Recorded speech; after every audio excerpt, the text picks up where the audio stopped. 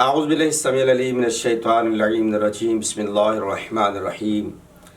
الحمد للہ والصلاة والسلام علی اہلہا اما بعد فقد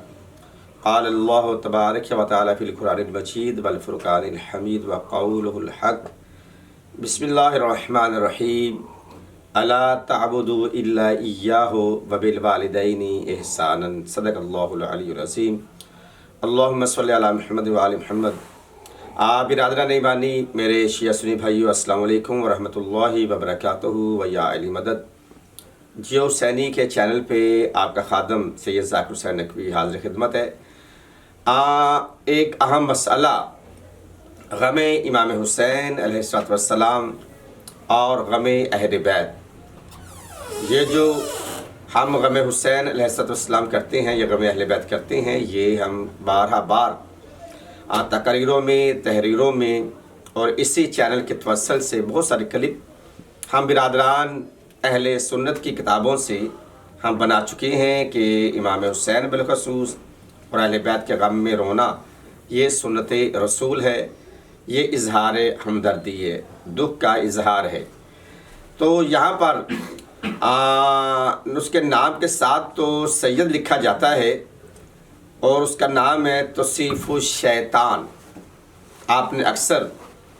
اس کو دیکھا ہوگا، وہ اکثر اپنی تقریروں میں، اپنے کلپس میں رافضیوں کی یہ کتاب، رافضیوں کا یہ عقیدہ، رافضی کرتا رہتا ہے۔ تو وہ ان کا کلپ ایک ہمارے سامنے سے گزر رہا ہے، اس میں وہ ایک بڑی لمبی چوڑی تمہید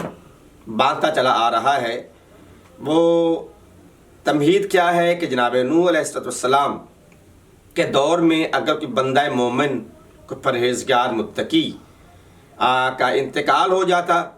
تو ظاہر ہے کسی کا بیٹا فوت ہوا، کسی کا باپ، کسی کا شوہر، متقی مومن فوت ہو جائے تو پیچھے جو پسماندگان ہوتے ہیں ان کو دکھ ہوتا ہے، تکلیف ہوتی ہے کہ ہمارا اتنا پیارا ہم سے بچھڑ گیا ہے۔ تو اب وہ تفسیروں کا کتاب میں آگے نام لوں گا، کتابوں کا نام لیتا ہوں۔ تو وہ جو شیطان تھا نا، شیطان پھر اس شخصیت کا بت بنا کر ان کے ورثاء کے پاس، پسماندگان کے پاس لے کر آ جاتا تھا،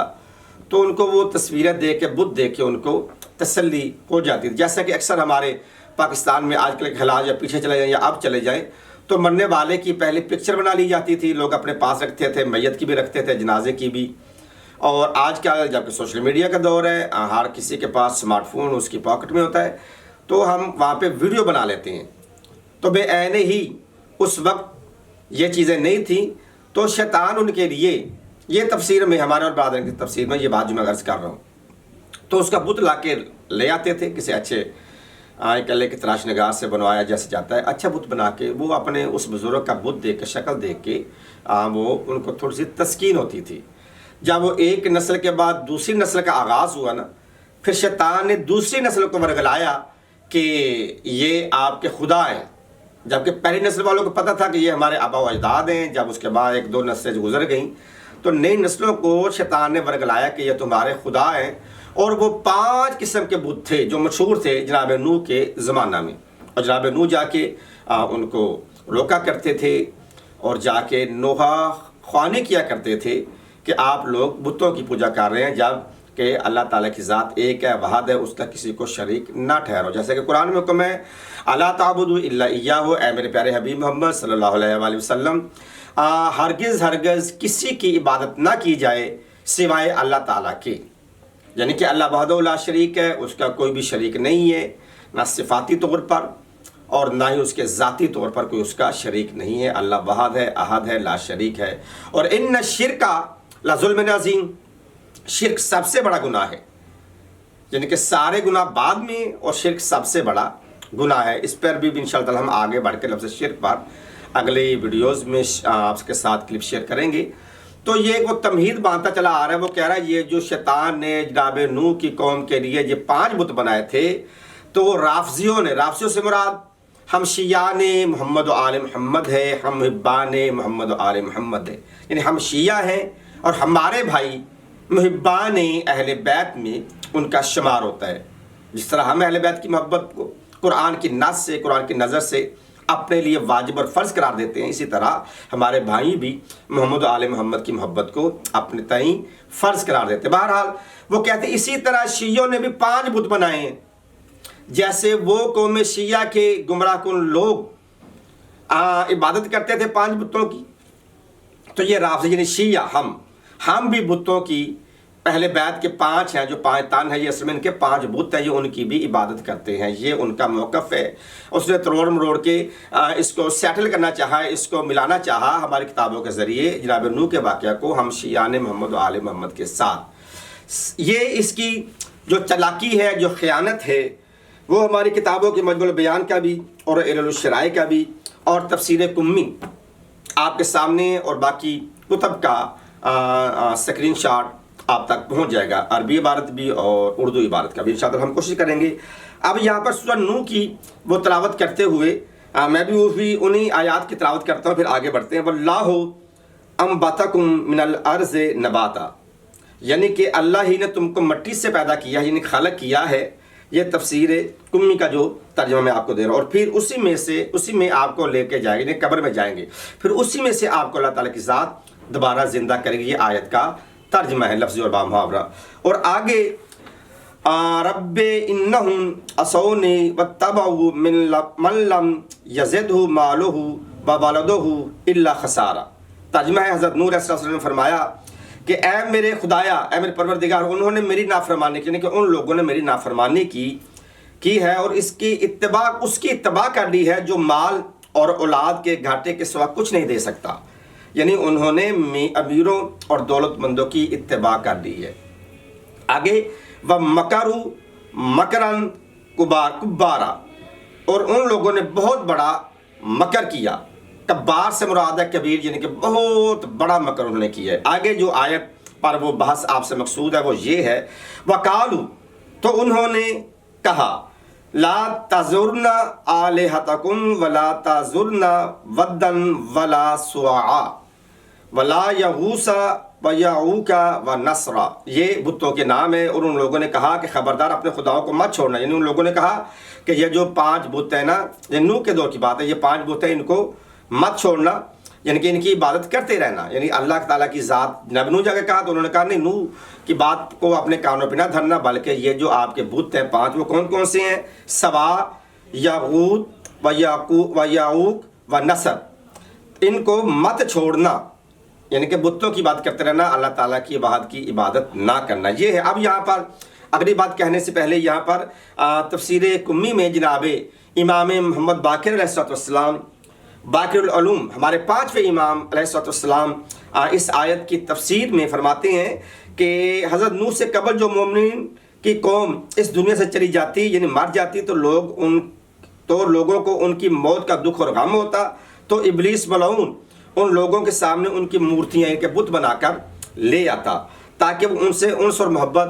قرار پائیں، یعنی کہ ان کی محبت تھی، جو انس تھا وہ برقرار رہے، وہ زیادہ غمگین نہ ہوں۔ تو جب سردیوں کا موسم آتا تو وہ ان بتوں کو اٹھا کے اپنے گھروں میں لیتے، گرمیوں میں باہر اپنے صحنوں میں رکھتے اور سردیوں میں اس کو اٹھا کر، سردی ہوتی گھر میں لے جاتے، کمروں میں لے جاتے۔ اور ایک زمانہ گزر گیا، صدی گزر گئی، جب دوسری صدی آئی، دوسری تیسری جنس آئی، تو ابلیس نے ان لوگوں سے کہنا شروع کر دیا کہ یہ مورتیاں تمہارے خدا ہیں اور تمہارے آباء و اجداد اسی کی عبادت کیا کرتے تھے۔ تفسیر کمی جلد نمبر 4 صفحہ نمبر 580 اور 81 اور 82 پہ یہ بات ہے۔ اب یہاں پر اس کی خیانت، توصیف الشیطان کی خیانت، علمی خیانت، دیکھیں علم کا جواب علم سے دیا جاتا ہے، جہالت سے نہیں دیا جاتا۔ جہالت کا وہ اکثر مظاہرہ کرتے رہتے، توڑ مروڑ کے وہ غلیظ پراپوگنڈا شیعان محمد و آل محمد کے لیے، بالخصوص اہل بیت پیغمبر کے لیے، ان کے دل میں جو بغض اہل بیت پیغمبر ہے، جو دشمنی امیر المومنین علی ابن ابی طالب ہے، جو ان کا بغض و عناد، جو ان کی منافقت، جو ان کی ناسبیت محمد و آل محمد کے لیے ہے، وہ اکثر ان کی تقریروں سے بلکہ اس کے چہروں سے بھی واضح ہوتا رہتا ہے۔ دیکھیں اس کی شکل دیکھیں تو آپ کو بڑے کہہ لیں کہ روزے روشن کی طرح اس پہ پڑی ہوئی پھٹکار اور لعنت آپ کو نظر آئے گی، حالانکہ وہ میک اپ کر کے کلپ بناتا ہے اور وہ محمد علی محمد پر گستاخی اور گستاخی، یہ اس کے اندر کا بغض ہے، اندر کا عناد ہے، اندر کی دشمنی ہے، یہ اس کے اندر کی وہ خباثت ہے، وہ خیانت ہے جو اس کے حسب اور نسب میں پائی جاتی ہے، وہ اس کا وقتاً فوقتاً اظہار کرتا رہتا ہے۔ اب آئیں دیکھیں کہ پیغمبر پاک ان 5 بتوں سے تشبیہ دے کے کہتے ہیں کہ شیعہ نے بھی 5 بت بنائے ہوئے ہیں اور وہ یہ ان کی عبادت کرتے ہیں۔ آئیں دیکھیں کہ پیغمبر پاک کیسے بنے۔ سورۃ الاحزاب میں اللہ تعالیٰ کی ذات فرما رہی ہے انما یرید اللہ لیذھب عنکم الرجس اہل البیت ویطہرکم تطہیرا، کہ اے اہل بیت پیغمبر ہم نے تم سے ہر قسم کا رجس دور کیا ہے۔ یہ آیت شیعہ سنی بھائیوں کے ہاں بڑی معروف ہے، پڑھی جاتی ہے، ہر مسلمان اس آیت سے واقف ہے۔ یہ آیت کب نازل ہوئی؟ کہ جب میرے رسول محمد نے دہلیز سے زہرا پہ آ کے اپنی بیٹی کو سلام کیا، بیٹی نے آگے بڑھ کر اپنے بابا کا استقبال کیا، رسول اللہ صلی اللہ علیہ وآلہ وسلم نے آگے بڑھ کر اپنے شہزادی کونین کی پیشانی کا بوسہ لے کر کمرے میں چلے جاتی ہیں اور کہتے ہیں شہزادی اپنی چادر لاؤ، تو جناب خاتون جان چادر لے کے آتی ہیں۔ اتنے میں جناب امام حسن آتے ہیں، حسن آ کے کہتے ہیں اماں جان میرا آپ پر سلام ہو۔ بی بی کہتی ہے میرے شہزادے، میرے نور نظر، میرے دل کا سرور، آپ پر بھی میرا سلام۔ تو اماں جان میں اپنے نانا محمد صلی اللہ علیہ وآلہ وسلم کی خوشبو محسوس کر رہا ہوں۔ ہاں شہزادے، آپ کے نانا کمرے میں موجود ہیں۔ امام حسن جاتے ہیں اور جا کے اپنے نانا کو سلام کرنے کے بعد، درود و سلام بھیجنے کے بعد اجازت مانگتے ہیں کہ نانا جان میں آ جاؤں آپ کے ساتھ چادر میں لیٹ جاؤں۔ تو حضور اکرم صلی اللہ علیہ وآلہ وسلم کی ذات کہتی آؤ شہزادے میں آپ کا انتظار کرو آؤ۔ تو جناب حسن آ جاتے ہیں۔ اس کے بعد میں امام حسین آتے ہیں، اماں کو سلام کرتے ہیں، پوچھتے ہیں کہ نانا جان موجود ہیں؟ میں اپنے نانا کی خوشبو محسوس کر رہا ہوں۔ بی بی فرماتی ہاں شہزادے، اندر آپ کے نانا بھی موجود ہیں اور آپ کے بھیا جناب حسن بھی موجود ہیں۔ امام حسین جاتے ہیں، اپنے نانا کو درود و سلام بھیجتے ہیں، سلام کرتے ہیں، اجازت چاہتے ہیں کہ میں بھی آ جاؤں۔ تو سید الکونین سید المرسلین محمد مصطفیٰ اپنے شہزادے امام حسین سے کہتے آؤ شہزادے یہ محفل آپ کے لیے سجائی گئی ہے۔ اتنے میں بی بی فرماتی ہیں کہ اتنے میں جناب امیر کائنات علی ابن ابی طالب آتے ہیں۔ دیکھیں جس بطول کے آنے پہ رسول کھڑے ہو جاتے ہیں اور وہ بطول کھڑی ہو رہی ہے امیر کائنات علی ابن ابی طالب کی آمد پر، شہزادی کونین کھڑی ہوتی ہیں خاتون جنت اور اپنے شوہر کا استقبال کرتی ہیں۔ مولا امیر کائنات آگے بڑھ کے کہتے ہیں بنت رسول اللہ صلی اللہ علیہ وآلہ وسلم میں اپنے بھائی رسول کی خوشبو محسوس کر رہا ہوں۔ بی بی عرض کرتی ہیں ہاں مولا آپ کے بھائی میرے بابا ختم مرتبہ اندر آپ کے دونوں شہزادوں کے ساتھ چادر میں لیٹے ہوئے ہیں۔ مولا علی جاتے ہیں، جا کے اجازت مانگتے ہیں، سلام دعا کرنے کے بعد، درود و برکات پڑھنے کے بعد تو رسول پاک فرماتے ہیں آؤ علی میں آپ کا انتظار کرو، آپ بھی چادر میں۔ اب بی بی کہتی ہیں کہ میں اٹھی اور میں نے بھی جا کے اپنے بابا کو سلام کیا، درود پڑھا اور میں نے بھی اجازت چاہی۔ تو رسول نے فرمایا کہ اے شہزادی یہ ساری محفل آپ ہی کے لیے سجائی گئی ہے۔ جب یہ 5 نفوس چادر کے نیچے آ گئے، رسول اللہ کے ساتھ یہ 4 نفوس آ گئے، تو اب رسول نے کہا کہ میں دعا مانگوں گا اور آپ نے آمین کہنا ہے۔ اب رسول نے لمبی چوڑی حدیث کے سامنے جا کے دیکھ کے دعا ہے اور آپ صلی اللہ علیہ وسلم نے فرمایا کہ یا رسول اللہم ان ہؤلاء اہل بیتی و خاصتی و حامتی لہمہم لہمی دمہم دمی یولمونی ما یولہم انا حرب لمن حاربہم وسلم لمن سالمہم و عدو لمن عداہم انہم منی و انا منہم فاجعل صلواتک و برکاتک و غفرانک و رضوانک علی و اذہب عنہم الرجس و اہل البیت و یطہرکم تطہیرا۔ یہ رسول اللہ صلی اللہ علیہ وسلم دعا مانگتے ہیں، ادھر سے 4 نفوس آمین کہتے ہیں، ادھر سے جبریل قرآن کی آیت لے کر وہی لے کر آتے ہیں انما یرید اللہ لیذھب عنکم الرجس اہل البیت ویطہرکم تطہیرا، کہ اے اہل بیت پیغمبر اللہ تعالیٰ آپ کے شان میں یہ آیت بھیج کر قصیدہ پڑھتے ہو۔ اللہ کہہ رہا ہے کہ میرا جب سے میں ہوں تب سے میرا ارادہ یہی ہے کہ آپ 5 نفوس سے ہر قسم کے رجس کو، نجاست کو، خباثت کو، منافقت کو اور توصیف الشیطان جیسے کئی توصیف الشیطانوں کو ہم نے آپ سے دور رکھا ہے۔ اب یہ بغض محمد علی محمد کہہ رہا ہے نا، تو یہ قرآن کی نص کے مطابق کہہ رہا ہے، کیونکہ یہ اہل بیت کے قریب آ ہی نہیں سکتا، کیونکہ یہ اس کی حسب و نسب میں، اس کی ولادت میں نجاست ہے۔ کیوں کہ جو بھی اہل بیت پیغمبر کی شان میں بھونکتا ہے اس کی حسب و نسب میں غلاظت ہوتی ہے، حسب اور نسب میں غلاظت ہوتی ہے، تو یہ وقتاً فوقتاً اس کا اظہار کرتے رہتے ہیں۔ اب ہم روتے ہیں اہل بیت کے غم میں، یہ کہتے ہیں پہلے جیسے وہ روتے تھے ویسے شیعان بھی ان 5 کے بت بنائے ہوئے ہیں۔ خبردار یہ بت نہیں ہیں، ان میں علی ابن ابی طالب کون ہے؟ جو بت شکن ہے، اور یہ وہ علی ابن ابی طالب ہے جو کہتے ہیں کہ یا ایھا الناس، اے لوگوں پہچانو میں ابو طالب کا بیٹا علی ہوں، میں نے زندگی کے ایک لمحے کے لیے بھی، آنکھ کی پلک کی جھپٹ کی دیر تک بھی کبھی میں نے بتوں کو سجدہ نہیں کیا۔ تو جو خود بتوں کو سجدہ نہیں کر رہا ہے بلکہ بت شکن ہے، تو وہ اپنے آپ کو بت بنا کے کیسے پیش کر سکتا ہے؟ نہیں، محمد و آل محمد کی محبت ہمارا ایمان ہے، محمد و آل محمد کی محبت جنت کی ضمانت ہے، اور دشمن محمد و آل محمد جہنم کی ضمانت ہے۔ تو یہ وہ پانچ تن ہے جو اللہ تعالیٰ نے رسول اللہ صلی اللہ علیہ وآلہ وسلم وما ينطق عن الهوى ان هو الا وحی یوحی کے تحت جو رسول اللہ کی وحی کے بغیر نہ کچھ کرتا ہے نہ بولتا ہے، اس سے جو پانچوں نفوسوں کی یہ محفل سجائی، یہ پینتر پاک اللہ تعالیٰ کے حکم سے ہے، اور رسول نے یہ مظاہرہ کر کے دکھایا ہے۔ یہ پانچ ایسے ہیں کہ اس میں ہر کسی کا رجس نجاست دور ہے، یہ بت نہیں ہیں، ان کی محبت اور ان کی ولایت ہمارے ایمان کا حصہ ہے۔ اللہ کے علاوہ کوئی بت نہیں ہے، کوئی الہی نہیں ہے۔ اگر کسی نے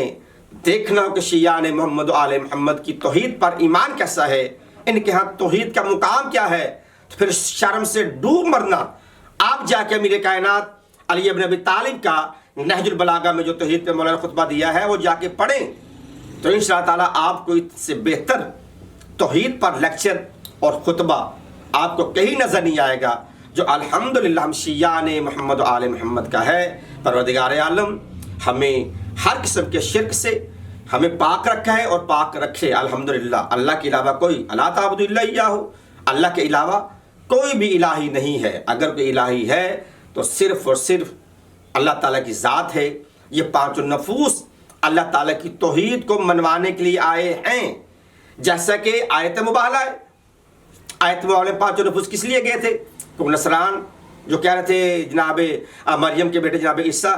خدا یا خدا کے بیٹے ہیں، تو یہ اللہ کی توحید کو منوانے کے لیے یہ پانچوں نفوس ہمارے پاس بہت بڑا وسیلہ ہیں، انہوں نے اللہ کی توحید کو منوایا ہے۔ وما علیہ الا البلاغ المبین۔ والسلام علیکم ورحمۃ اللہ وبرکاتہ۔